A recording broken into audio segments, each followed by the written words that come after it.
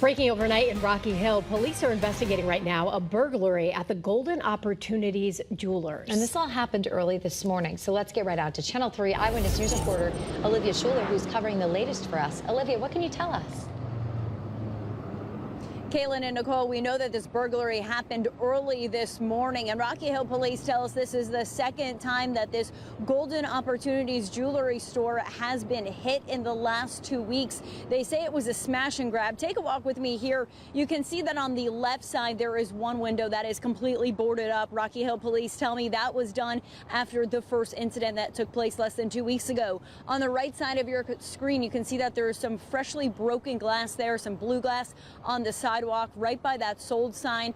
It looks like that is what the suspects used to get inside the jewelry store, and right now it looks like some owners are cleaning up inside. Now, if you look at the top right next to the sign, you can see there is a security camera there, so I'd imagine police are going to be using that in their investigation to try and figure out who did this crime. Now, we are working to find out if these two burglaries police believe were done by the same suspect and what exactly was stolen this time around from the jewelry store. Now, it is important to note that we're standing off of a very busy road. Cromwell Avenue tends to have a lot of traffic on it throughout all hours of the day. Now, we are working with police and believe we will get an update from them for more details about this smash and grab in less than 30. We're live this morning in Rocky Hill. Olivia Schuler, Channel 3 Eyewitness News. All right, thanks, Olivia. Also breaking overnight in Hartford, an investigation is underway this morning into a fire at a multifamily home on North Beacon Street.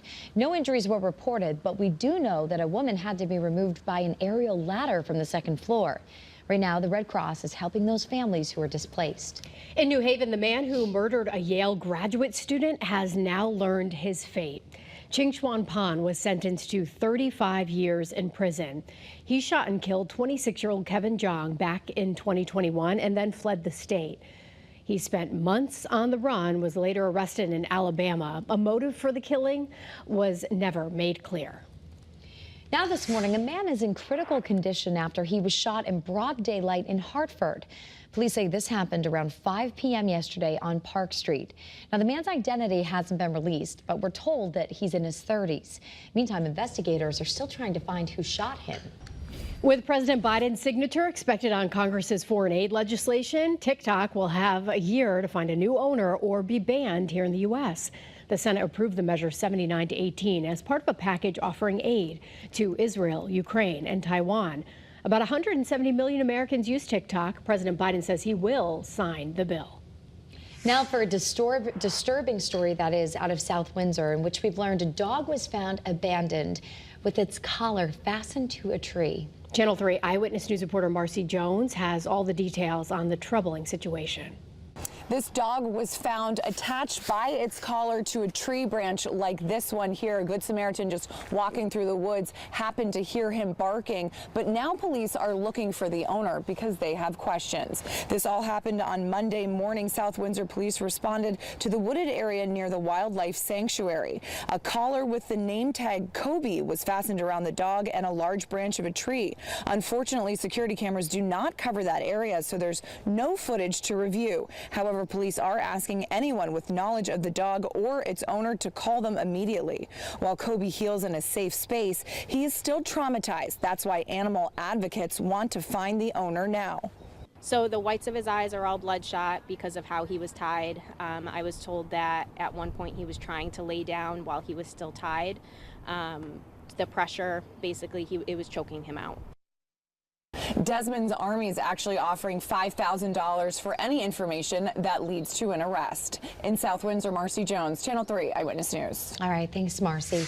State police are trying to track down a driver that was involved in a hit and run in Haddam last weekend. Police say this SUV hit a 14-year-old child on Jackson Road Saturday afternoon and then took off. We know that the teen was taken to the hospital but is expected to be okay. And police tell us they're looking for what seems to be a possible black Toyota Highlander. So if you have any information, please give police a call. Investigators say the fires that destroyed the Clubhouse at the Wampanoag Country Club in West Hartford were not intentionally set. The chief says it appears the second fire on Sunday sparked from the first fire that happened on Saturday. Investigators haven't determined the cause yet. Meanwhile, the owners of the club say they will rebuild, and they're hoping to get golfers back on the course soon. A man from Bristol is accused of reckless driving after police say he was busted going 120 miles per hour down Route 8. That is not the speed limit. State police say Jim Rivera pulled out right over near exit 24 in Naugatuck yesterday. And just to keep things in perspective, the speed limit there on Route 8 is 55 miles per hour. Wild. Very wild. Our weather could be a little wild this afternoon. Well, we have even a chance for a thunderstorm, as Scott was talking about this morning. But this morning, we are going to be just tracking showers, and that little band of light rain is building in now across western Connecticut. But farther to the east, Old Saybrook, you're still getting some sunlight poking on through the clouds. So the clouds are still yet to thicken up enough to produce rain, but they are thicker back to the west. Live view in Torrington. Temperatures hanging out right now into the lower to middle to upper 40s to near 50 degrees down towards New Haven. The day ahead features some showers this morning. Then we get a little break in the action, warmer temperatures, and a chance for some showers and even the thunderstorms. And there could be a strong storm. I'll talk more about that coming up in your full forecast in about 5 minutes from now.